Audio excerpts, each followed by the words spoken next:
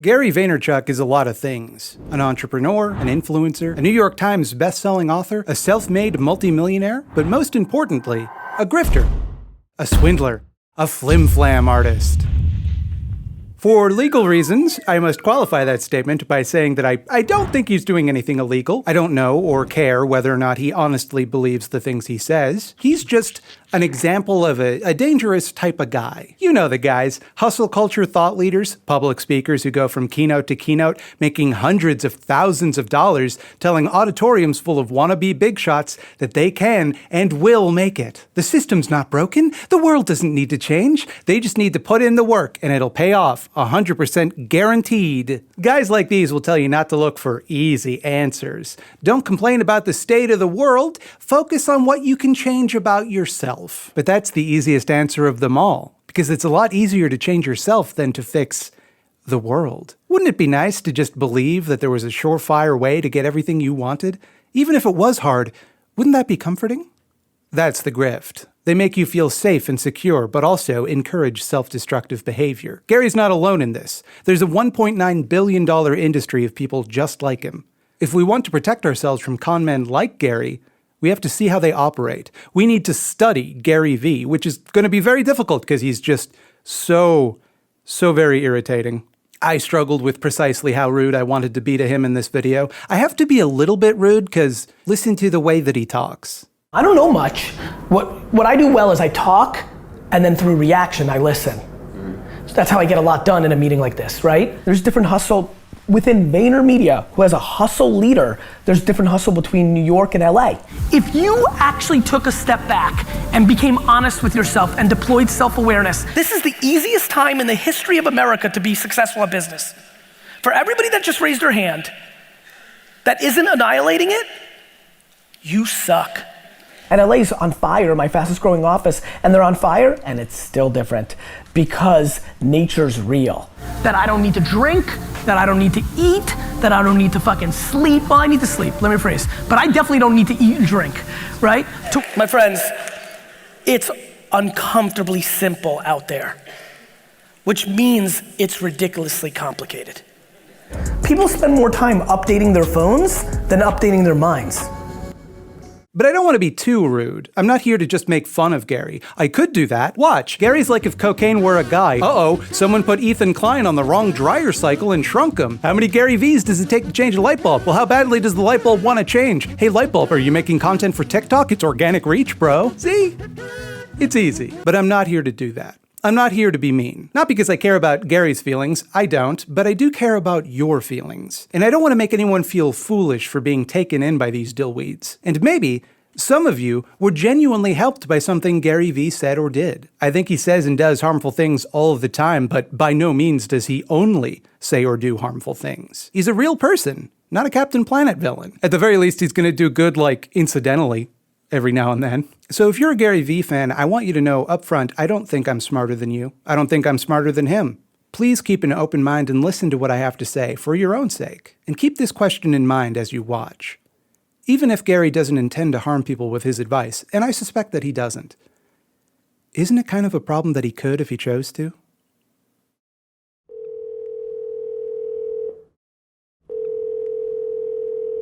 Hello? Hey Taylor, it's GaryVee. You're on the Ask GaryVee show.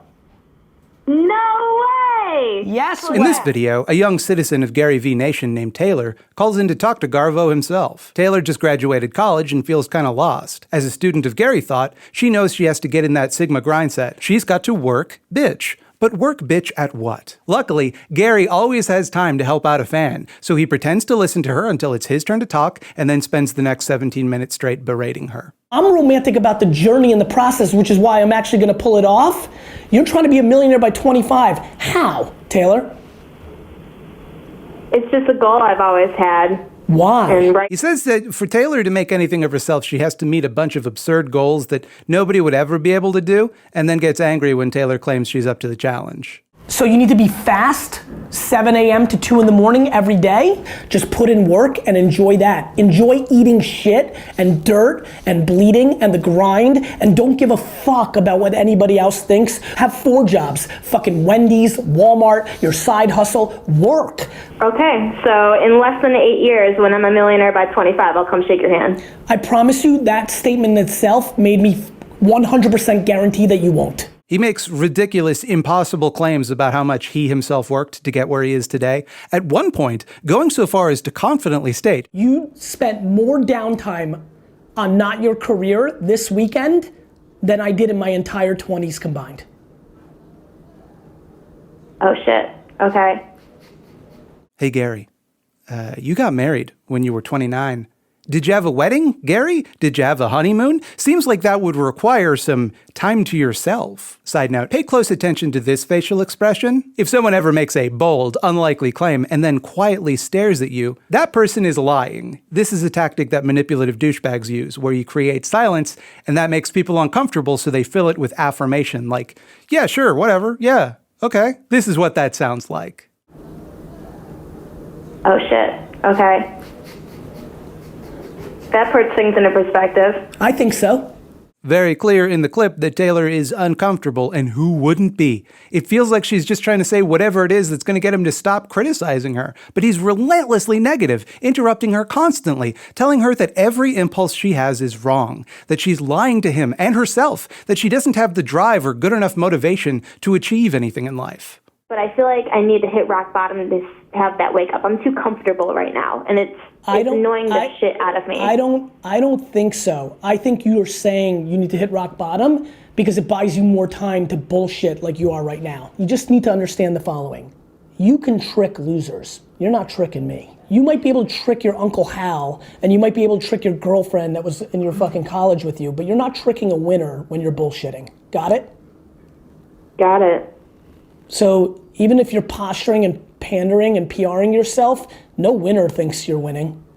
It's honestly kind of shocking to watch. It seems like no matter what Taylor says, it sets him off into yet more confrontational ranting. And I know the vibe he's going for is some kind of older brother style tough love, but it does not feel kind. He just attacks this woman for no other reason than that she's unhappy. And if she's unhappy, she must not be listening to his advice and just wants to complain. And as we delve deeper into Gary thought, we'll learn there's never a good reason to complain under any circumstances. At the end, he asks for her Instagram and tells her that he and his community will be watching her to make sure that she acts on his advice. What's your Twitter handle? Or Instagram? What's your Instagram handle? I don't. That's fine. Instagram is. At Yeah. me and my whole team and the entire Vayner Nation is watching. Oh shit. Okay. I'm gonna Got it. I'm gonna smoke you out of your bullshit. And that would be ominous enough on its own, but he doesn't give any advice. Seriously, watch it if you don't believe me. The link is in the description. The 2 main points he makes are that she should work very hard, something she already believed when she called in, and that she should not be concerned with the opinions of others. So hey Taylor, GaryVee Nation is going to be watching you to make sure you capitalize on the advice Gary didn't give you. Otherwise, you're a failure person who will die poor, and everybody's watching you do it. Good luck! He says a lot of troubling things to this young woman, but the most bone-chilling of all of them is this. But in the big picture, you need to realize nothing good is gonna happen for the next 6 years. Okay. Oh boy, okay, that's some Disney villain shit right there. Asking this person to trade 6 years of her youth to achieve some vague idea of future success, which he also forbids her from desiring or enjoying, because then it'll go away. Doesn't that sound like a faustian bargain someone would make with an evil sorcerer? And here we see the heart of GaryVee's swindle, the innovation that drove him to the tippity top of the bullshit artist charts. GaryVee doesn't sell you a get-rich-quick scheme. Those are for suckers. Guys looked up to guys on dumb shit trying to do quick cash and fucking Mercedes and flex. I'm here to fucking squash that because there's plenty of people with good intent who've been miscommunicated to take shortcuts and do bullshit shit. You know that if getting rich were easy or quick, everybody would do it. There has to be a catch. There has to be something very difficult about it. There's no system. You wanna build something? It's hard work and talent.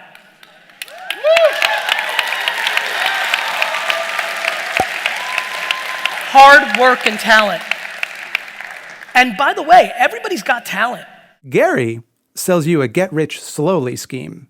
If you listen to his bullshit and do as he does, you will develop an attitude of success that just draws wealth and opportunity to you. The reason most people can't succeed, and those that do only succeed temporarily, is because they haven't cultivated the correct mindset. Without that mindset, money, success, status, they're all vanishingly rare and fleeting if you do manage to grasp them at all. But with this mindset, success is inevitable. You will succeed, whatever that means to you, period. Self-awareness and work ethic lead to happiness. With the correct mindset, you will be motivated to work incessantly and tirelessly to achieve your goals. And what's more, you'll enjoy every second of it. The reason, heretofore, that you have not been able to do that is because you have not yet committed yourself to the rich boy mindset. It's so simple. The path to happiness is actually wanting to work 15 hours a day. Whether you work 9 or 11 or 2 or 30, the key is you have to like it. Hearing this, it isn't immediately obvious exactly how insidious a line of thinking it really is. To understand what I mean, we have to take a not-so-quick detour to look at the legacy of one of the most pivotal and seldom acknowledged influences on the self-help genre, and how a shocking amount of mainstream self-help literature emerged from supernatural claims about people having the ability to cultivate magic powers. Stick with me. You'll see why it is relevant as we go on.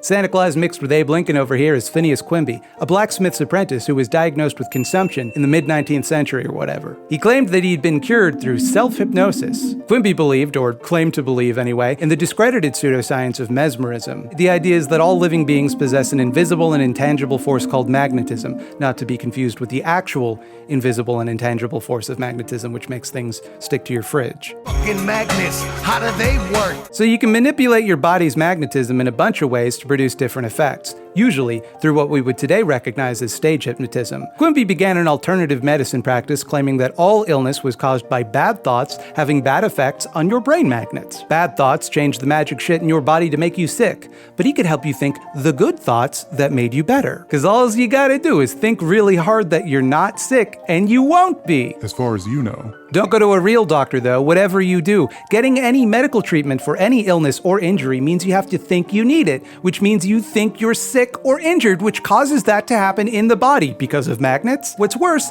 a doctor might suggest to you that you have some sort of illness that you don't have, and then you'll think you'll have it, and you'll actually get it because your magnet will attract it to you. So obviously stay away from any real medicine. Just think that you're not sick, think it as hard as you can, truly believe it, and you won't be sick. Money, please. Quimby posthumously attracted a group of followers who collected his flim-flams into a variety of nonsense ideologies collectively called New Thought. All of them claimed you could heal yourself using nothing but your brain, but the reasoning for why you were supposedly able to do that varied greatly. But that idea only appeals to people who are very sick, and you don't get a lot of repeat business. For some reason. Gradually, the idea morphed from you have the ability to affect the magic magnets in your body with your thoughts to you can just do whatever. Your thoughts have power over the world for some reason. You're magic. I don't know. Money, please. Several religious movements argued, for example, that since everybody is made by and of God, every person is therefore made of a little bit of that tasty God sauce. So we all have a little bit of God's superpowers. Or maybe praying will make God change your circumstances for you, so all you gotta do is have more faith in God and he'll fix all your problems. And we know the good prayers that get God to do that for you. Money, please.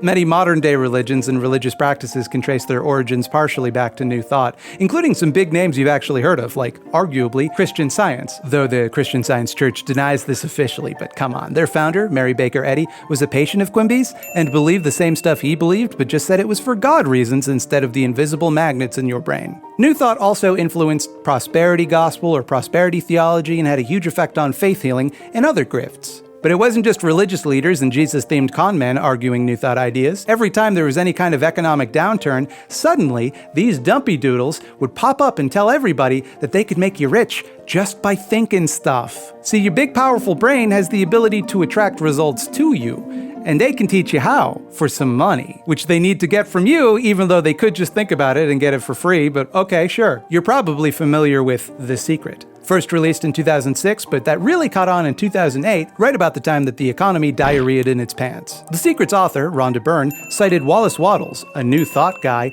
with inspiring the book. It describes a bunch of baloney called the law of attraction. Positive thoughts attract positive outcomes, and negative thoughts attract negative outcomes. This is lifted whole cloth from New Thought. The law of attraction was first described by New Thought guy Prentice Mulford, who called it the law of success. Your prevailing mood or frame of mind has more to do than anything else with your success or failure in any undertaking.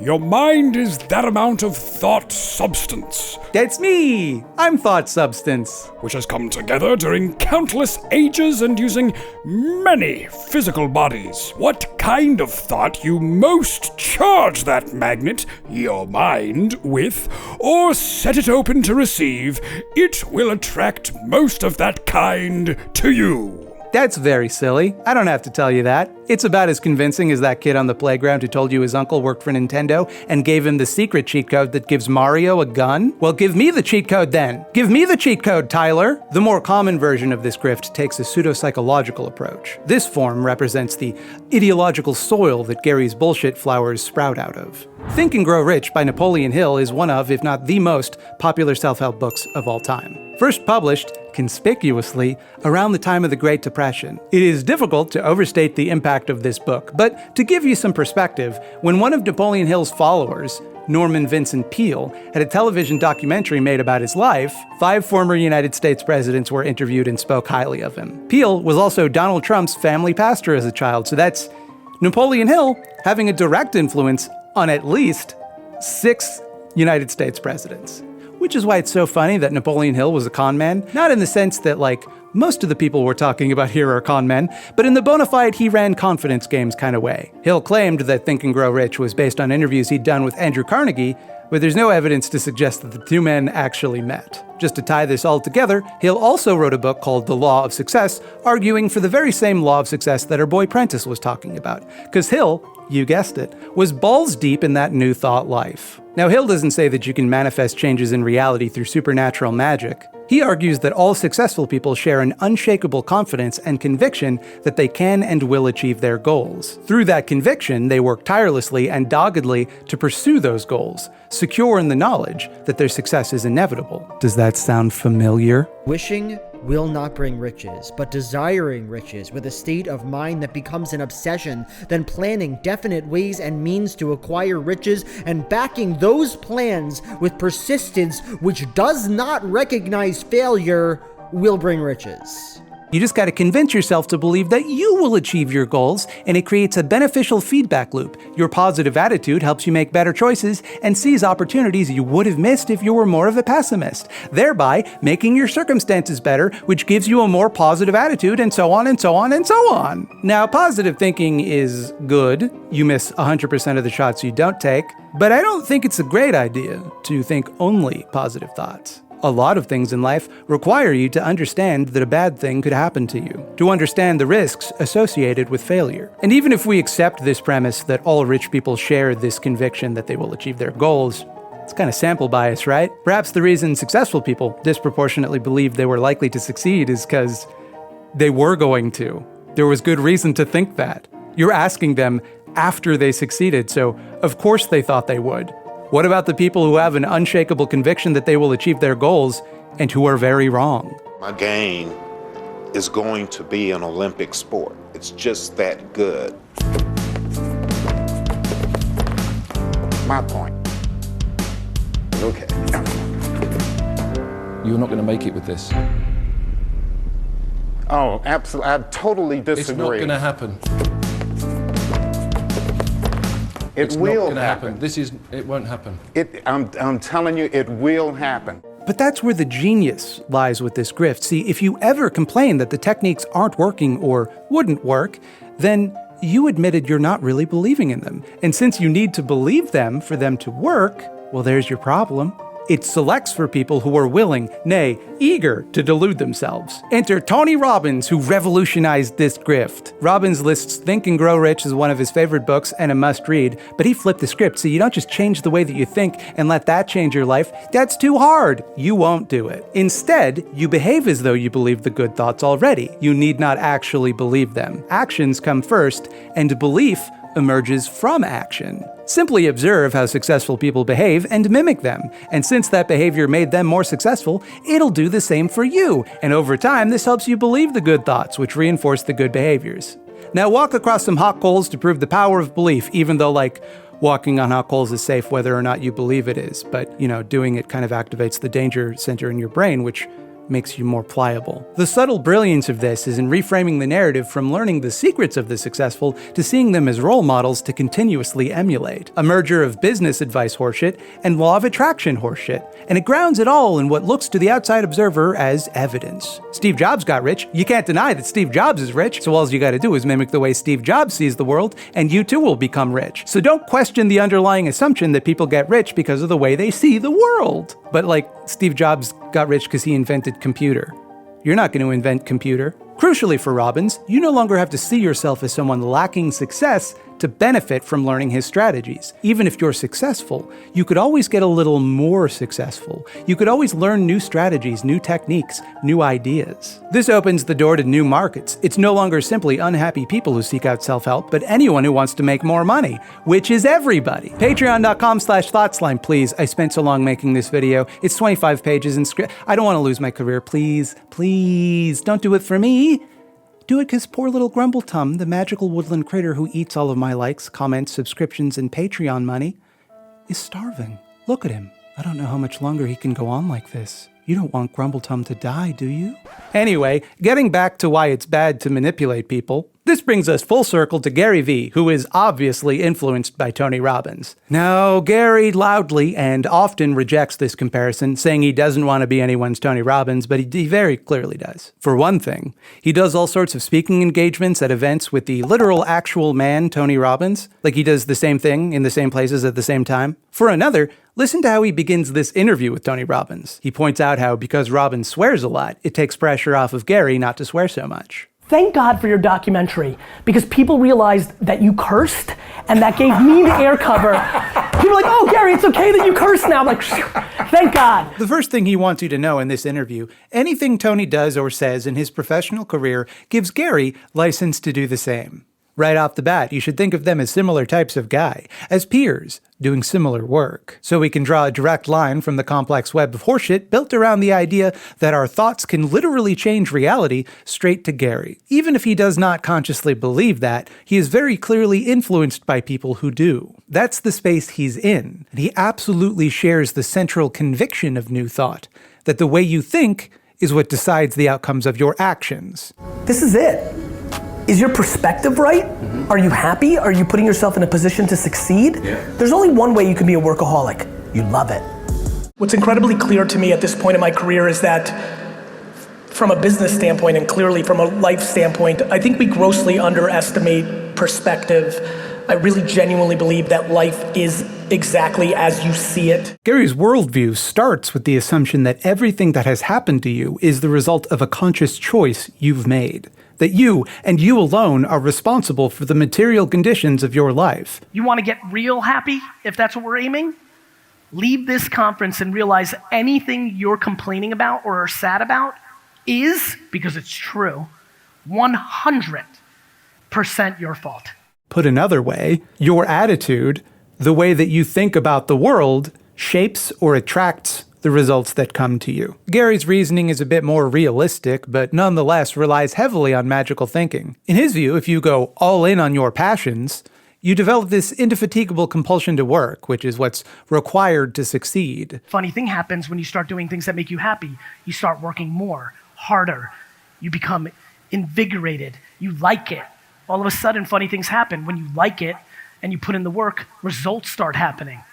You have to find something that you're so passionate about doing that you want to do it 100% of the time. Something that you can spend every waking moment doing without ever getting tired of it. For me, That's bullying Gary. Gary, you look like you're 15 years old and 60 years old at the same time. It's not all that different from how Napoleon Hill described desiring riches with a state of mind that becomes an obsession.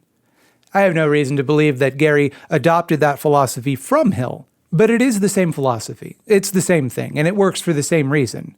Those who are not willing to lie to themselves self-select out of listening, and you're left only with people willing to believe whatever you say, people who will force themselves to believe whatever you say. In his book, Crush It, Why Now is the Time to Cash In on Your Passion, he always talks like this. He gives the example of someone writing a blog about their passion for worms. The worm blog is eventually picked up by some biz dev guy who recognizes the potential for worm money, and from your worm knowledge, boom, you have a successful business selling worms to birds? I don't know. Well, I mean, in context, it's actually pretty clear that he's talking about fishers, but, I wanted to make the joke. The point is that even if your passion is something boring and gross like worms, you can make money from it, because he imagined that you did. So that proves it's possible. Likewise, any barrier that you believe you face in the world, Gary can imagine a scenario where you overcome it. Therefore, it is possible to overcome it. If things are hard for you, that just means you got to work harder to succeed. So you should listen to Gary even more than you do now. And if it sounds like I'm being uncharitable here, here's Gary explaining what he thinks is the best advice one can give women entrepreneurs and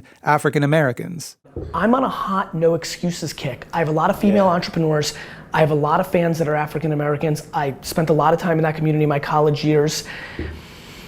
I just think I'm giving the best advice to women and minorities in business today, which is tough. Like, the market just doesn't care. Tough shit, buddy. Stop complaining that there are systemic problems which affect you and simply overcome your problems, dummy. It's so simple. Just don't have problems. How hard is that? From this clip, it would be easy to jump to the conclusion that Gary doesn't believe in systemic racism or systemic sexism. I don't think either is the case. Though, to be honest, I don't think what he is arguing is any better. In Gary thought, the world is fundamentally unfair. You can't change it, you can't fix it, it just is. But with enough perseverance and dedication, you individually can overcome any bad circumstance. So, rather than dwell on the position you find yourself in, you have to work that much harder to ensure your own personal success within that unjust system. He's arguing that the way to overcome systemic oppression is to outcompete the oppressor. To be better than them, just win in a game that was rigged against you. Duh. If a black woman has to work twice as hard as me to get the same results I do, that's a happy ending to Gary. She got the same results I did. That proves that with enough hard work, anyone can get those results. So what's your excuse? And in case you think I'm being uncharitable here, here's him saying that. The reason I say the thing that if there's anybody that ever looked like you that made it, then there's no excuse, is because I believe it. It's really hard. You're in an argument and your friend tells you, that's great, Gary, but both my parents were alcoholics. If anybody has ever been successful that had 2 alcoholic parents, which, by the way, I know of 3, well then, now what's your excuse, Karen? People have no right to be angry or upset about having to work harder if the system they're in technically permits them to succeed. That isn't even something worth discussing. Tough shit, quit whining. And I understand the cold-hearted logic of it. As an individual, one person can't destroy systemic racism or sexism or the intersection thereof. So it's better to focus on doing whatever you need to do in order to get what you want out of life. You're forced to be tougher than privileged little fancy lads like me. And I certainly don't want to speak for women or black people, about half of whom are themselves women, but I'm going to go out on a limb and say they've probably thought of that. People who face systemic disadvantages are probably aware that they have to work harder, and that's the problem. Do you get that? Like, having to work twice as hard as me or Gary and to get the same results means that Gary and I get the results and a bunch of spare time to do with whatever we want, and less of the stress that comes along with having to work twice as hard. It is something that people should complain about, that should make people very mad. But you gotta remember, Gary believes that your mindset is what makes you rich or poor. Focusing on the difficulties you face makes it harder to believe you can succeed, which prevents you from taking the action necessary to succeed. It traps you in the poor person mindset, making you poor forever. So to him, the best advice you can give to people who face oppression or any difficulty at all for that matter, is not to care. Don't think about it. From his fucked up magical thinking perspective, that's compassionate. I mean, come on, he started out poor and it worked for him, so it must work. It'll work for you. And what's cool is when you actually say, fuck it, then you start betting on your strengths. Do you know I was a businessman in a world where going to smart colleges was the only thing that mattered for businessmen? Oh boy, oh heck, Gary, that's not the same thing. See, Gary takes Tony's idea of mimicking the behavior of rich business people and instead says, mimic me specifically. I can't speak for those other guys, but I'm rich as fuck, and I know that I did it, so do what I did, and that'll pay off. And in case you think I'm being uncharitable, here's him saying that. Listen, you wanna have business success? Watch what I do for the rest of my life publicly, copy it verbatim, but then put in your shit in it, and I promise you, you'll be successful. Because I'm fucking really good at my shit. It's hard to argue with this point. He is indeed quite rich. Earlier in life, he was not rich. That would imply he knows how to become rich. So, how did he do that exactly?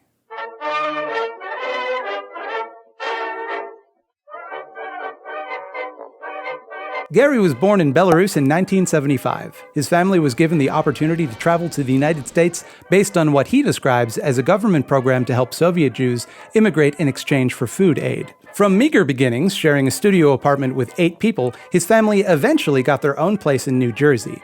And times were lean at first, but Gary's father eventually took over a small liquor store and provided a decent living for his family. In Crushing It, Gary talks about how his fondest childhood memory is his parents buying him 2 Star Wars dolls instead of just 1. And I'm not going to call them action figures because, guys, can we talk for a minute? They're dolls. It's fine. It's so embarrassing that adults call them action figures. They're dolls. It's fine to play with dolls. I have dolls too. They're dolls. Anyway, he knew it was hard for them to buy 2 dolls instead of 1. But then later, he said his family was the first on the block to get a Nintendo, so we can surmise that things got relatively comfortable. Gary's ambition was obvious from an early age. According to his website, Gary's first business was ripping out the neighbors' flowers and selling them back to them. So like cheating people. Stealing? A clumsy, artless scam. I wonder if that will be relevant to his adult life. Then Gary, and I must stress, this is a direct quote from his personal website, successfully started a lemonade franchise at age 7. A lemonade franchise, you ask? You mean a lemonade stand? No, I did not misspeak. You see, Gary had multiple lemonade stands, which he operated as a franchise. Soon, he had upgraded to operating an entire lemonade stand franchise, bold letters, managing multiple locations, and commuting via Big Wheel to collect his profits. Just like the boss baby. And I love the wording here, man. He successfully ran lemonade stands. Lemonade stand can't lose money. The child does not pay for the lemonade, their parents do. And the child keeps the money. It doesn't matter if the lemonade is bad. It is always bad. People buy it to be polite. It is purely an exercise in building a child's self-esteem and giving them some pocket money. And he keeps that on his bio to this day. Because Mommy's big boy did such a good job selling lemonade, everybody says so. Why, he's a natural businessman. Yes, he is. From there, Gary cornered the local market for baseball cards, often making thousands in a weekend with his keen eye for deals and his razor-sharp sales tactics. Gary's career selling baseball cards is very important to him. He talks about it a lot. What are these sales tactics he's talking about, though, I wonder? We get a bit of insight into that from Crushing It. He describes his father loaning him $1,000 to begin his baseball card selling career, roughly $2,200 in today's money. To put that number in perspective, think of $1. $1,000 would be 1,000 of those. His business model was to sell cards that weren't listed in the price guides at big markups, because who knows what they're worth? Some rube is bound to come along and assume it must be worth that much, because why else would he sell it for that much? And there's nothing in the price guide to dispute it. That's gotta be what it's worth, right? Now, is this a scam? No. Gary tells us he was simply choosing to be optimistic and believing that the cards were worth however much he charged. See, it's not a scam if you delude yourself into thinking it's fair. Just making up prices for stuff and charging people whatever he can get away with, whatever they'll pay. Wonder if that'll come up again. Then his parents put a halt to that so that he could bag ice in the family liquor store. A prudent financial decision by these parents, if I've ever heard one. It's worth noting that Gary is pretty inconsistent about this particular point. Sometimes he argues that this put an end to his baseball card selling business and what a rude awakening it was to go from making so much money to making so little. Other times claiming that he did both simultaneously until the baseball card market imploded and he pivoted to selling dolls. The latter sounds more credible to me because, you could easily do that in your spare time. You don't work 24/7 bagging ice. Gary then hustled all the way to the top of his father's business, which he eventually rebranded to be some internet wine bullshit. And he chose wine because he observed that his customers would often just purchase whatever liquor they were already familiar with. But the wine buyer, though, would often walk in looking a little lost and spend 10 minutes tentatively peering at labels as though hoping a bottle would jump out and spare them from making a decision. I knew from my experience with the baseball card business that people want to be told what's good and valuable, and that they enjoy feeling like they've been turned onto something not everyone can appreciate. Storytelling is by far the most underrated skill in business. The wine buyers, unlike liquor customers, were open to any suggestions I had. I realized that they represented opportunity. He decides there, in that moment, to dedicate his life into transforming Shoppers Discount Liquors into the #1 wine shop in America. That's how strongly this appeals to him. Now keep in mind, at this point, Gary is a minor. He's probably never had a single glass of wine. But the moment he sees that wine drinkers are easy to influence, he pivots his entire life to take advantage of it. Gary sees people who are willing to believe anything he says, who will pay whatever he tells them is a fair price to get the feeling like they're special or have secret knowledge. And he sees opportunity. Dollar bills appear in his eyes. Cha-ching, he says, out loud. His money-making schemes all seem to involve seeking out people who will believe whatever he says and pay whatever he says is fair. Perhaps that's something to consider about his career where he makes you pay to learn secret knowledge that makes you special. Gary's mighty brain has a new idea. He becomes a wine influencer, because Gary's real good at getting people to pay attention to him and transferring that into revenue for his business. Say what you will about the man, but he's very good at that. Through video blogging, he brands himself as this down-to-earth wine maverick who tells it like it is, who understands wine from the perspective of the common man. If you watch me on WineLibraryTV.com, wow, that website has way too many nouns in it, you'll figure out my personal brand pretty quickly. I'm the wine guy who tells it like it is in plain English. I would stick my nose in my glass, suck in a mouthful of air and wine, and the only thing running through my head would be, man, this really tastes like Big League Chew. Or, if this isn't a whatchamacallit bar, I don't know what it is. Big League Chew? That's a reference that I, an unwashed fool, recognize. He's just like me. Big League Chew is just normal fucking bubblegum. You could have just said it tastes like bubblegum, you fucking... Gary is often mistaken for charismatic, so his social media presence pulls a lot of attention his way. He starts getting very famous. Shoppers Discount Liquor turns into WineLibrary.tv, and Gary's vlogs are driving sales through the roof. His business is thriving. He's thriving, moisturized, in his lane, making money hand over fist. What could be better? He was 99% happy with being the wine man, but that 1% was enough to make him uproot his entire life and start a new business. On my 30th birthday, I was driving from New York to New Jersey to the store and realized I was only 99% happy. That 1% made me change my entire life. I don't know how he measures that, but okay.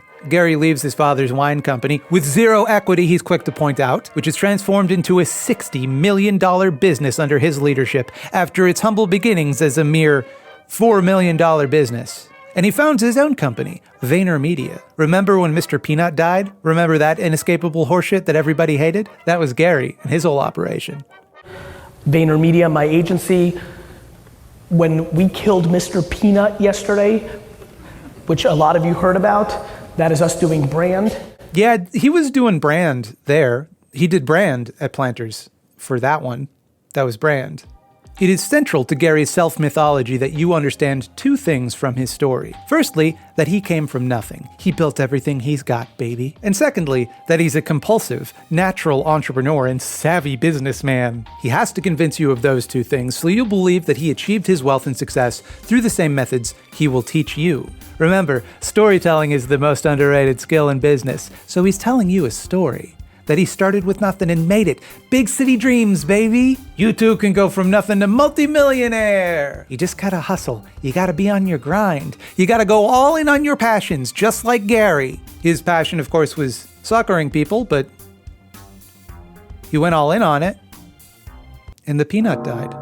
This might sound like sour grapes to some people, and I certainly don't want to make it seem like Gary's not done anything impressive.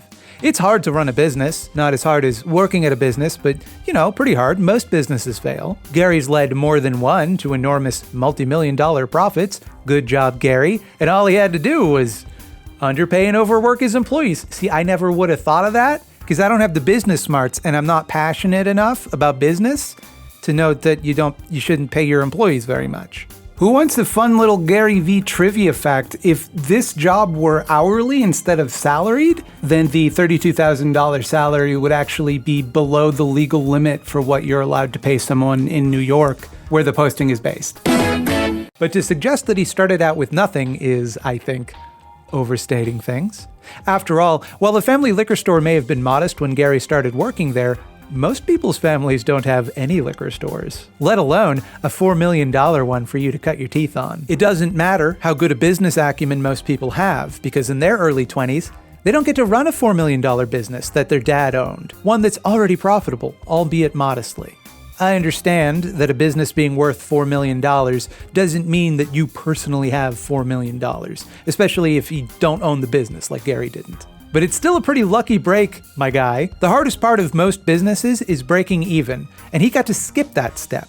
Almost all businesses fail before they get there. I think Gary's father has a case that he started with nothing, but Gary's family was clearly well off by the time he was old enough to enter the workforce. Before then even, his dad gave him a $1,000 loan for baseball cards. If you're dirt poor, that's not the type of thing your dad is likely to do. If I had asked my dad to lend me $1,000 to buy baseball cards when I was 12 years old, he would have said to me, "Who is this? How did you get this number?" Gary is a dude who started with a little bit of privilege and parlayed that into a great deal of privilege. That's still impressive, I guess. He still did something. I certainly don't think most people, myself included, would have made as much money as he did, given the same advantages. But let's not kid ourselves. He got a lot of lucky breaks. His whole career path depended entirely on the internet being at the particular stage of development it was in when he came into the workforce. 10 years earlier, and there would have been no way to stream videos, and he wouldn't be able to use that emerging technology to catapult his business. 10 years later, and most of the internet is owned by like 5 companies, and launching a successful wine e-commerce business is pretty much off the table. Not to mention, video streaming sites are now completely saturated with thousands of people just as, if not more talented and hardworking than he was, like me, for example. Do you think I'm being too hard on him? Well, here's him saying the same thing. I'm not sure that if the internet was around in its current form, that I would be as successful. Because at 22 and 23, I knew I was special, and I might have not been patient enough to first build a business, first get experience. I didn't start talking to the world till I was 35. Also, he's a straight white dude without any kids or any kind of visible disabilities. He came from a dual parent household. He was able to immigrate to a rich country because of a government program. So that's like a lot. And he tells the story like he started off down and out, but obviously he didn't. Obviously, he had a lot of advantages that the people he is telling to behave exactly like him probably don't have. And his evidence that he's a magic business success doer is also pretty shaky. He had a lemonade stand and sold baseball cards, and both of those things are still on the old resume, huh? See, the story here has to be that he worked hard to get what he has. It has to be that he put in the hours, because that's what he's telling you to do. If anything was given to him, if he was handed anything in life or had any sort of help, that complicates the very simple narrative that he is selling. He's not rich because he was in the right place at the right time, or even because he was smart enough to recognize a once-in-a-lifetime opportunity. He can't guarantee you'll get either of those advantages. He's rich because he has the right mindset.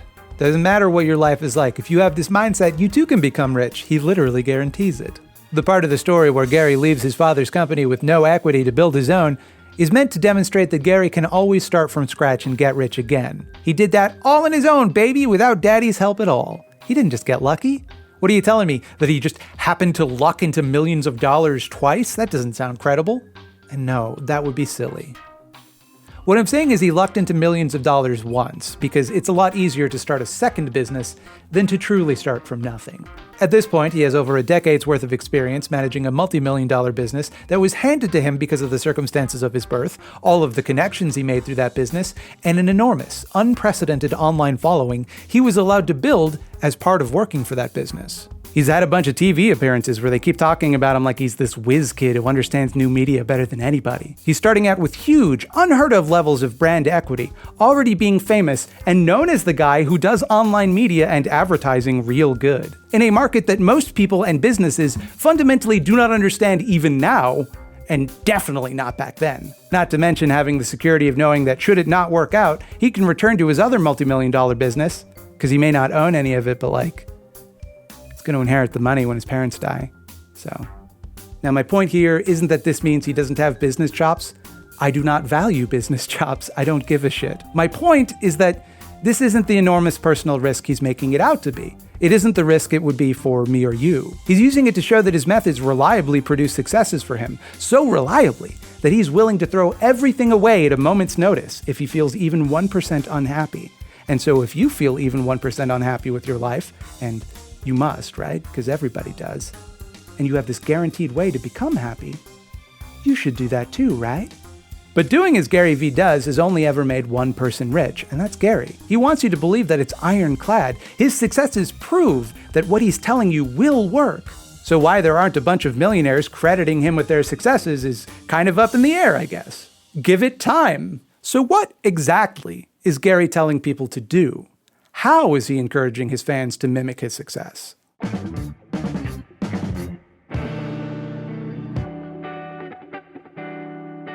Basically, you've got to work, bitch. Not simply if you want a Bugatti, Maserati, or hot body, but if you want to be successful at anything. You gotta work at all times with maximum effort and enthusiasm. Devote yourself entirely to your long-term goal and do not let anything distract you in the meantime. If your goal in life is to operate a successful cupcake shop, which is the dream of approximately 1/3 of all white women, you must devote yourself to this goal and nothing else. Forgo all earthly pleasures except those which you can receive from following your cupcake dreams. Do not watch TV. Do not play video games. Do not even listen to music. Do not see your friends or family on the weekend. Such things are not for you, entrepreneur. If you think I'm being uncharitable, here's them saying that. Most people have no interest in putting in the deep hours of work required to actually be successful. If you want to build something that's meaningful and sustain it, it takes an obnoxious amount of hard work. In perpetuity, forever, bleeding out of your fucking mouth. What I would say hustle is to me is that when you have passion around something, that you are squeezing every last bit of the juice out of the orange, right? To me, hustle is maximizing the energy you're putting into somebody. I'm blown away by people saying that they're hustling and they want to achieve these great things and then their actions don't match. It's like saying you really want to lose weight while eating a Big Mac. I watch people all the time tell me what they're gonna do, and they're putting in 4 hours a week on it. They're putting, they're like literally watching entire seasons of shit on Netflix more than executing on their thing. It's because they're escaping. Netflix and 2K and the Baby album, that's escape. You can never relax. You can never rest, ever, for the rest of your life. You either commit from this moment forward to obsessively pursuing success and doing nothing else, or you won't make it. You can't make it. Every person who has ever truly succeeded in life has done this. That is the price you must pay. Decide now. Are you all in? Are you all in? Because that's what it takes. If that's what it takes to get rich, and it isn't, obviously, the overwhelming majority of rich people are born into wealth, it sounds like rich people made a really bad choice. That sounds miserable. I would much rather just get high, eat Cheetos, and watch cartoons. Wouldn't you? Like, if to get rich you have to sacrifice all pleasure and beauty in this world, what good does it do you? You can't even enjoy it once you become rich because that means you're not doing rich guy thinking anymore, so it's all gonna go away. So fuck it then. I suspect that if you could peep into G-Money's brain meat, he would recognize that he is exaggerating here. I'm giving him the benefit of the doubt and assuming he doesn't actually expect anyone to devote themselves 100% to their work. It's just that if he tells them that they should, they'll be more motivated than if he said something more reasonable. It's a helpful narrative to produce the results he wants, which are, as best I can tell, 1, to help people achieve their dreams, something he, to me at least, seems to genuinely care about, and 2, to present himself as some sort of hyper-productive business robot, to cement in people's heads his brand as the hardest workingest guy in the world. This guy, Gary? Gary is business. He eats, sleeps, breathes, and shits business. When you think business success, when you think of a self-made man, think Garinold business boy Vaynerchuk. Oh, you need some business done? I got a guy that'll business your tits off. You're gonna have to wear a cage around your chest, because otherwise your tits will just fly off out the window. This type of hard work pornography is highly problematic for a number of reasons that Gary has probably never stopped to consider for even a minute in his entire life. Presenting hard work as the zero-sum equation, whether it's either the complete and totalizing reality of your life or completely pointless, kind of discourages hard work. At some point, I know I'm going to watch a movie or listen to some music, and if I'm wasting time like that, I am barred forever from any and all success, so I might as well give up now and save myself the trouble, right? Now, to be completely fair to Gary here, he has addressed this criticism. He talks a lot lately about how his rhetoric around the work required to succeed is only meant to apply to people that are complaining that they can't succeed. That you should work that hard if you're unhappy, rather than complain that you can't get anywhere in life. But otherwise, if you're already happy, feel free to lounge around, because his advice isn't about making money, you see. When he says success, he means happiness. Now look, you do you. I'm not interested in peddling being a workaholic. I'm really not. If you complain about what you want professionally, well, there's a way to fix it. If you're content, and you make 55,000 euros a year, and you have all of August off, and you're part of the dart team, and you spend tons of time with your kids, and you're content, and you do not complain, well then you're a hero to me. You can do whatever you want. The happiest friend I know from growing up, I think he makes $50,000 a year. He's on 17 fucking softball teams. He fucking takes every vacation day off. But come on, man. That's not fooling anybody. You know people in your audience are unhappy. You don't seek out business lifestyle gurus unless you're unhappy with your lot in life. It's just a pretty blatant attempt to shield himself from criticism. But even if we accept this advice on those terms, that it's only meant for people who are deeply unhappy, it's still incredibly dangerous advice for those people. Putting all your eggs in one basket and devoting yourself entirely to one goal means you're kind of fucked if you don't achieve that goal. And there are things beyond your control in life that, all other factors being equal, might make pursuing your particular dream impossible.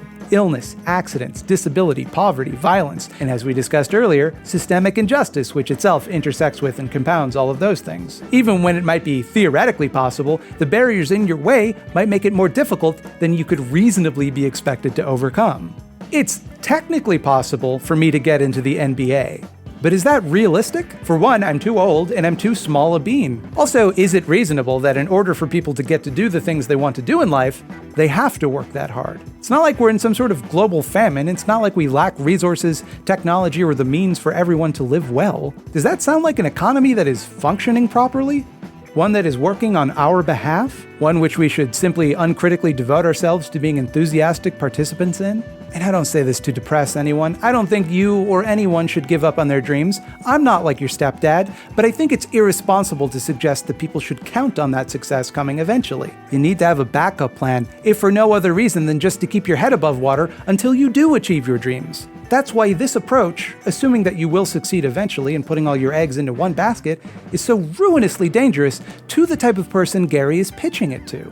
It makes sense if you have a safety net, if you can make these sacrifices without putting yourself in danger, like he could for his entire life. Most people don't get the option of going back to their parents' business if theirs doesn't work out. They don't just lose their passions, they lose their homes, their livelihoods. They can't feed their kids. But putting all of that aside, even if it did work for you eventually, what a miserable way to live in the meantime.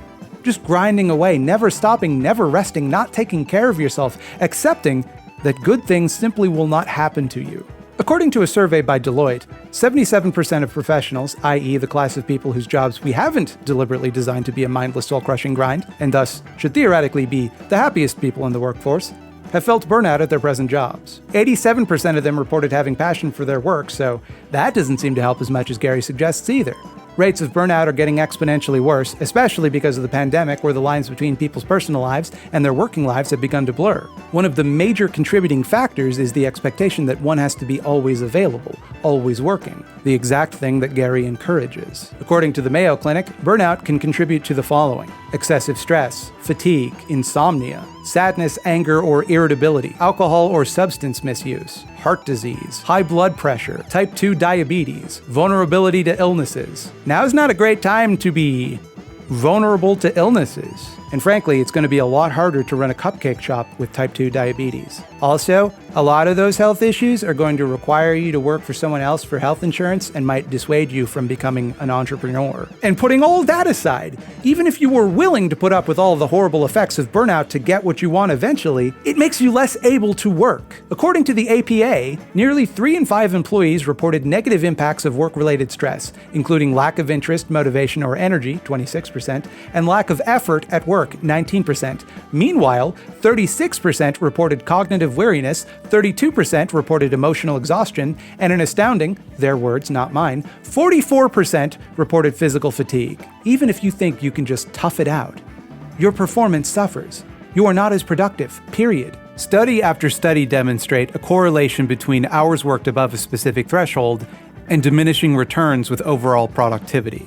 Even studies which dispute this correlation do note a correlation between hours worked above a certain threshold and worker error, and an inverse correlation between hours worked above a certain threshold and the quality of that work. There are actually studies which suggest a cognitive decline associated with working longer hours, which persists after you stop overworking. And just because I'm not sure I've communicated it clearly, because I'm in cognitive decline from having worked hundreds of hours on this video, that means your brain doesn't work as good if you work too hard. So you're trading your emotional well-being, your physical health, and years of your life, all to make you less capable of the things you want to do. Right about now, you're probably thinking, okay, all right, sure, maybe his attitude towards work is a little unhealthy, but he's a business expert. Surely he can tell me what to do, even if he tells me to overdo it a little. But now that I've phrased it this way, you're realizing that, oh no, I'm about to show you that he gives bad business advice. See, I planned for this. I knew you'd think that. According to Gary, if you want to get rich, famous, and successful, post. Make content, make as much as you're able to on as many platforms as you're able to. No excuses. Don't do anything else. Just make content. Post. Post constantly. You know how when you see people who post a lot, how they always seem real happy and successful? Again, if you think I'm exaggerating about this one, here's him saying it many, many times. This hour that I've dragged out, here it is in one sentence. Post stuff on the internet. Please use tonight to honestly figure out why you're not posting. This is a mental fucking warfare. Why are you not posting on the internet? Just post content. Can you please start making videos on YouTube? If you are not making content, you are becoming irrelevant. If you are capable of talking, I think you should consider a podcast. Figure out what you love and try to start a side hustle, a podcast, a YouTube show, an Instagram account around that thing. I think every single person here should post 3 posts a day on TikTok and 3 posts a day on LinkedIn. Everybody here can put out 23 posts tomorrow on these platforms. Because on Twitter, you can post 40 times a day, write words. No shot anybody that just raised their hand is putting out 64 pieces of content a day. Everybody in this fucking room should put out 50 to 100 pieces of content a day. Everything you dream, everything you hope to accomplish out of today, tactically, is completely predicated on your ability to make pictures, video, and written words across Facebook, LinkedIn, TikTok, YouTube, podcast. That's it. Gary got very rich by parlaying his social media presence into a thriving business. So naturally, that's how people get rich. That's the way that it is done. He can't imagine anything else, any other opportunities. The one path to success, the only way to get where he is to do the exact same thing he did. Just create content, lots of it, and never stop. Don't take even a moment to yourself when you could be creating content. And don't sit around just strategizing. Don't sit around trying to plan out the perfect business. Just go out and do. You don't need to know how to do anything. Just do it. Do it now. Get the experience, fail at it, and then there's a large gap of several years that he doesn't describe, and after that, you're rich. Duh! Don't worry about such things as craftsmanship or hard skills that go into content production. That's a distraction. You don't need any of it. Forget it. Don't bother. What do I need to do to set up for a podcast? I found this thing. I just bought this fucking course for $997 to buy fucking how to set up a podcast. Like, do I need good lighting? Do I need a microphone? Do I need this?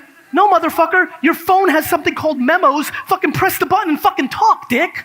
See, and Gary thought the value of social media content comes exclusively from authenticity. In other words, don't worry about making something good or useful or meaningful or entertaining at all. Just make something honest. That honesty, that raw, vulnerable depiction of the self is the only real way to connect with a marketable demographic. Don't create, do not make, document. You know, you should be doing Instagram stories and Snapchat stories at scale. You should be putting out 7 to 25 pieces of content on both those platforms a day. A day. And let me explain how. Don't go fancy.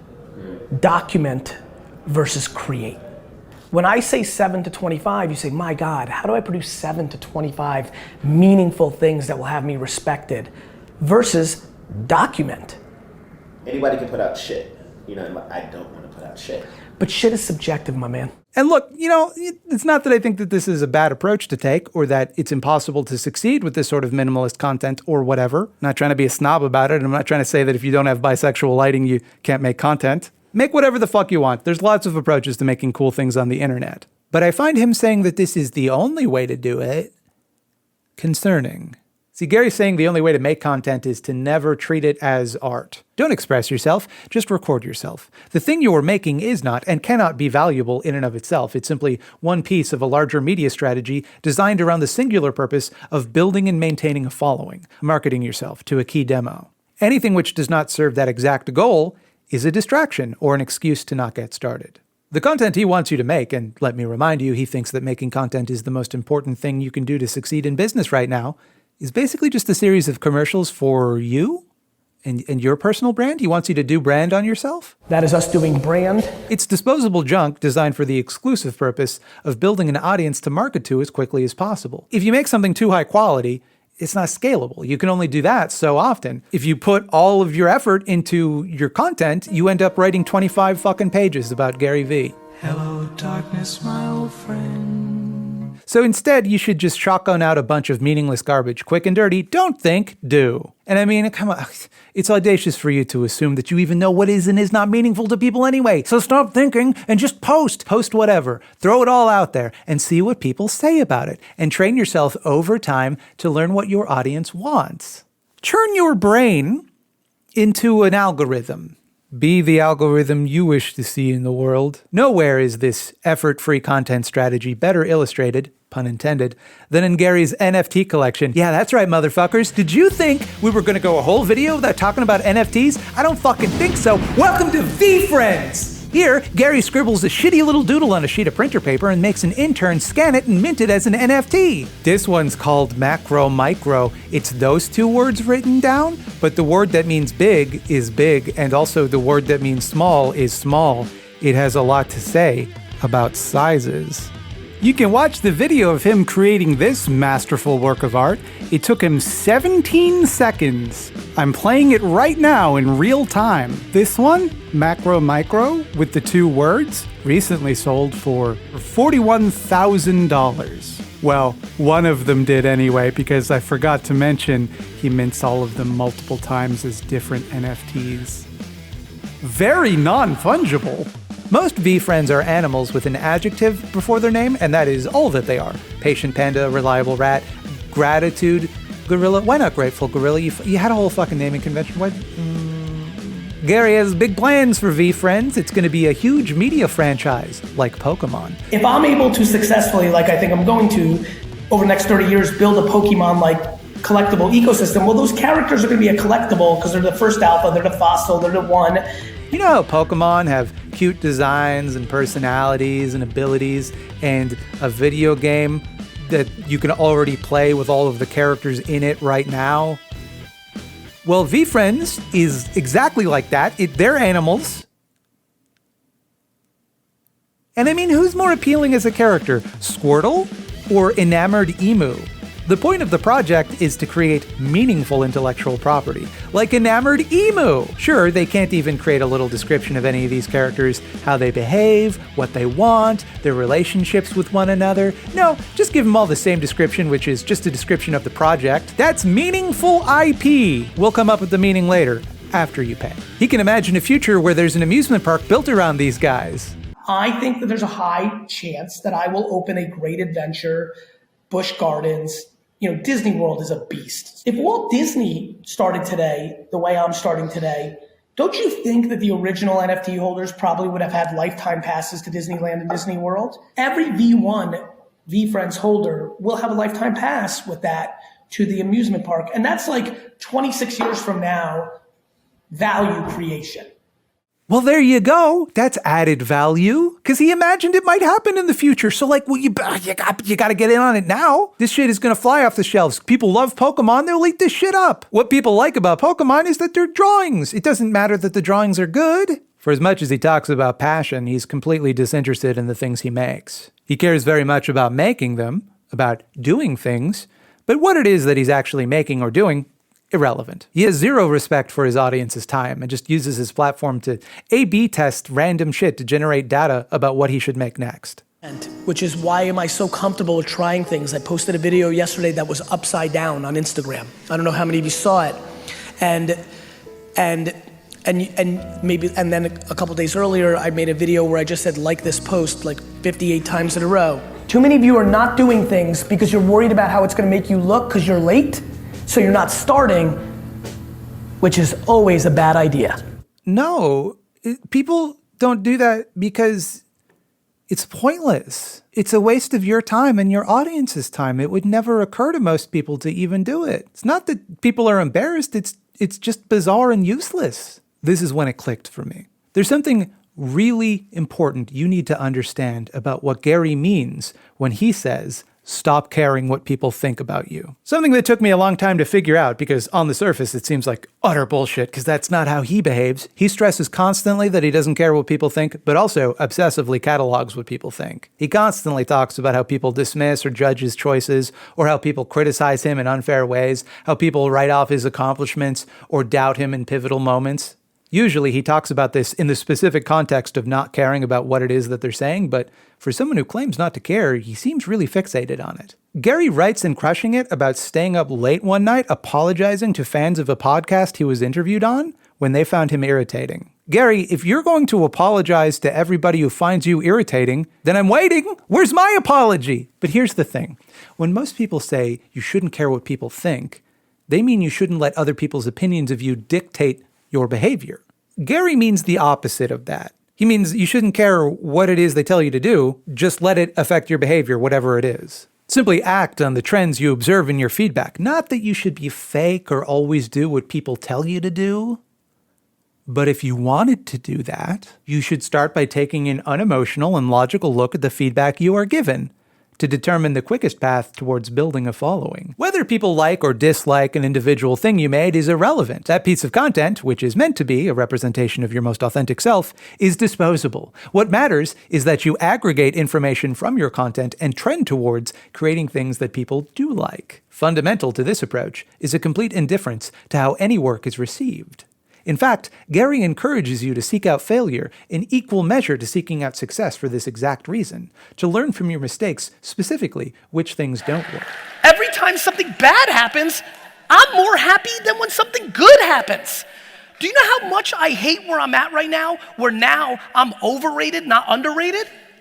Why am I not scared to make content on TikTok when it's all teenage people, right?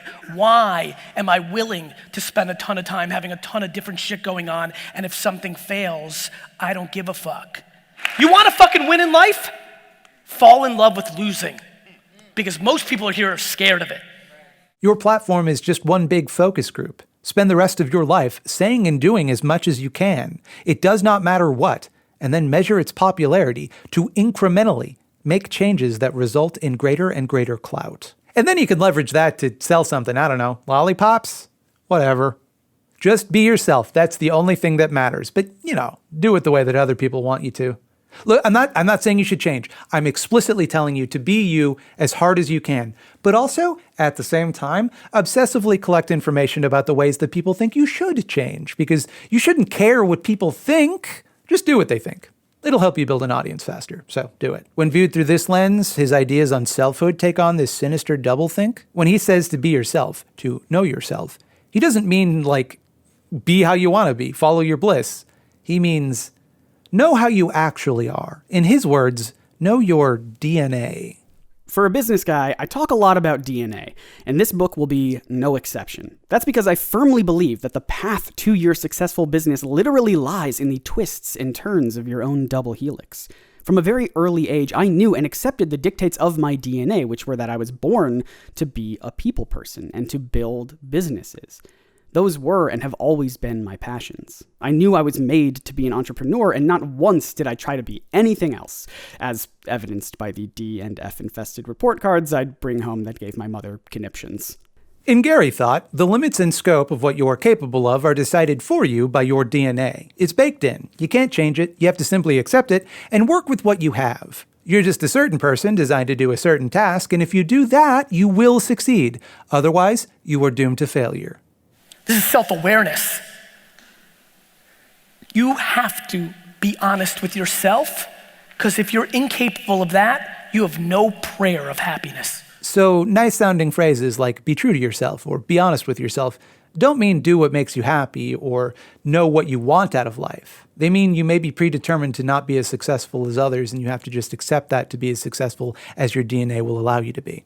There are people who belong in front of a camera. There are people who belong in print, and there are people who belong on the air. These are the extraordinary people.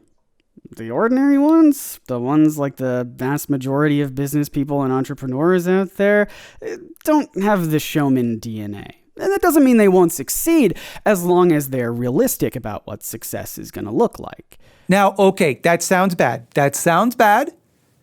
Let me be real clear. When he starts describing people as having exceptional or unexceptional DNA, which entitles them to better or worse things in life, he is not advocating eugenics, okay? Eugenics would involve some sort of selective breeding to produce superior people. He's simply accepting the same premises as eugenics, that people are inherently superior or inferior as a consequence of their genetics, and arguing that the free market acts like a DNA-based caste system, and that that's good. Do I think people can go from the kind of person that can have a $40,000 a year business to a $3 million a year business? Yes, I do. Do I think the person that has the natural skill of a $40,000 a year business can make $45 million a year? No, I do not. The amount of money you can make is tied directly with the quality of your DNA and your worth as a person. So if you make a lot of money, you're a better kind of guy who deserves more money. And if you're a lesser kind of person, someone who won't make much money, the best you can do is be honest with yourself and accept that. Don't be bitter. Don't be jealous. Just be happy with what scraps you can get. Otherwise, you're going to be chasing a dream you were never cut out to realize. Know your place, peasant. I believe that there's a lot of people here whose business is unsuccessful because they're aiming to make it a $10 million business and they don't have it in them. That's a pretty convenient worldview for somebody with a lot of money. You know, I keep hearing that this guy is so inspiring. But the more I look into what he says, the bleaker it all seems to be. He tells you that your best chance at living a good life is to sacrifice years and miserable grinding toil, pumping out endless pointless noise on the off chance that you're one of the special people with magic DNA that is allowed to become rich. Otherwise, your reward for all of this effort is merely to be comfortable, not rich, not poor, just to be okay. All of this, just to be okay. When I started looking into Gary, I thought he was just telling people what they wanted to hear, and that's definitely part of his grift, but not the whole story. Gary isn't just selling hope for the future. Gary's making people content with the present. That came out wrong. That was supposed to sound sinister, but it sounded like a good thing. Being content with the present is a good thing. Okay, I'm seeing now that I fucked up the entire climax of this video. I should have used the word complacent. Complacent with the present would have been sinister. I gotta start editing these. The world is a scary place right now. We've been stuck inside our homes dealing with the worst plague in a generation, watching the second once-in-a-lifetime economic crash in as many decades turbo-fuck everything and everyone. All the while, autocratic zealots roll back what little protections we've built for ourselves. The very richest get richer and richer while the rest of us make do with less every day. Worst of all, looming on the horizon, the collapse of our biosphere threatens to render our planet barren and lifeless. Oh, cool! Cool, love to see that! Feels like that should have been on the news more. Our futures are disappearing before our eyes. Most people can't afford to buy a house. Most people can't afford to raise a family. Most people just plain can't afford to live anymore. Even those of us who are blessed enough to get by fine are one bad day, one big bill, one unexpected expense away from collapse. So we spend our entire lives stressed and scared. But do you know what the worst part of all of it is? What the fuck are we even supposed to do about it? What's the way out of this mess?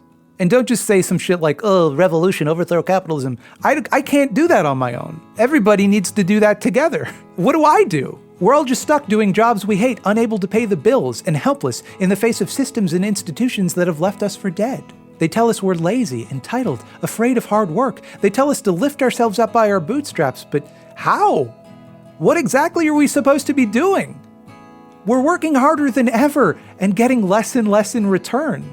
Wouldn't it be so much easier to get up and do the back-breaking work you need to do if you knew down the line it was going to pay off? That all of this, all of the misery, could be escaped eventually if you just tried hard enough. See, Gary doesn't want you to work harder. You can't work harder. Gary wants to convince you that the hard work you're already doing makes you one of the special people, one of the people that's going to make it. Gary's story is meant to prove to you that that hard work will pay off. Think about what a lucrative message that is for the people who profit from you working hard. Now consider that those people are willing to pay huge speaking fees to have Gary deliver that message to their employees, and perhaps the picture becomes a little clearer. If Gary were actually teaching you how to become your own boss and escape the 9-to-5, your current 9-to-5 boss wouldn't pay him to tell you how. GaryVee is a parasite who profits from the alienation inherent to capitalism. And I don't mean in the sense that, like, all bosses do. I mean directly. As a motivational speaker, he depends on that alienation to be needed. His job is to intervene before you have a moment to think about how screwed you are, who is screwing you exactly, or get any funny ideas about how we should do something about it. And in an era of declining religiosity, he gives people a sense of purpose. He convinces them that the meaning of life is just some pleasant-sounding bullshit like going all in on your passions, something you can interpret to mean just about anything you want. Fill in the blanks. Success, happiness, a big swinging hog, it doesn't matter. That's what you'll get if you just work hard. Have faith, truly believe in your soul that you will succeed, and that Gary is helping you do that. And do not waver, do not doubt. Only then can you ascend to true entrepreneurship. Don't let the bad thoughts in. They'll drag you down. Don't listen to that voice in your head that tells you something's wrong. Doubters and haters will never make it. They go to poor person hell. When people are telling you the truth, they don't need to tell you not to doubt it. Go ahead and doubt it. It'll be true either way. So here's the truth. There are no guarantees in life. Maybe you will work hard and become rich, but working hard isn't going to make you rich. Nothing is guaranteed to make you rich. What happens if you take his advice and it doesn't work? What if you spend years, decades just grinding and it doesn't make you rich? What do you have left? See, that's the thing about grinding. Eventually you get ground up. And yes, I know grinding is also a sex word. I know that. Don't make it weird. I don't like GaryVee is my point. I don't think he's very good. Hello?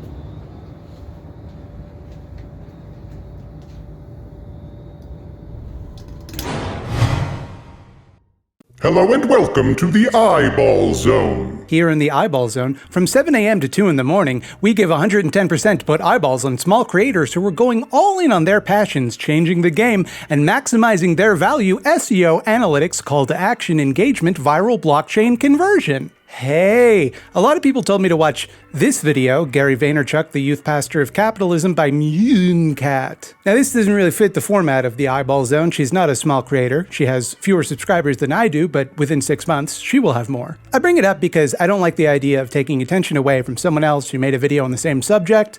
So if you liked this video, go watch that one. I assume it's quite good. I haven't watched it because I didn't want to subconsciously plagiarize it. I thought it best to acknowledge Münecat and her work, and I will watch the video later as a little treat. Fuck, I need something real anti-capitalist to shake off this stink. I've been knee-deep in this asshole's butthole for a month. I just want to see some workers seize some goddamn means. In the biggest strike you've never heard of, the Seattle General Strike, Piley Benton takes us through the history and context of an unsung moment in labor history. He outlines the ways that the strike was successful, the ways that it wasn't, and what we can learn from it to organize in the 21st century. We have to remember that as difficult as things are, workers have used these kind of tactics successfully in the past, and as long as we pay attention to the lessons of history, there's no reason we can't use them again in the future to greater success. Do you have a small leftist project you'd like to see here in the Eyeball Zone? Send no more than one email to thoughtslimeeditor@gmail.com with the word eyeball somewhere in the subject line and pertinent details like your pronouns, and perhaps you will find yourself trapped here in the Eyeball Zone. And hey everybody, thanks for watching this extremely long video. I hope they're not all going to be this long. I kind of went a little bit overboard because I wanted to flex my muscles, see what I could do at Gary. Hope you liked it. If you did, why don't you like, subscribe? If you want to, there's Patreon as well, is a thing. Check out Scaredy Cats, my other channel. All the links in the description to all that kind of stuff. I talk about horror movies on that one, I should mention. Okay, I'm done with this video, I think.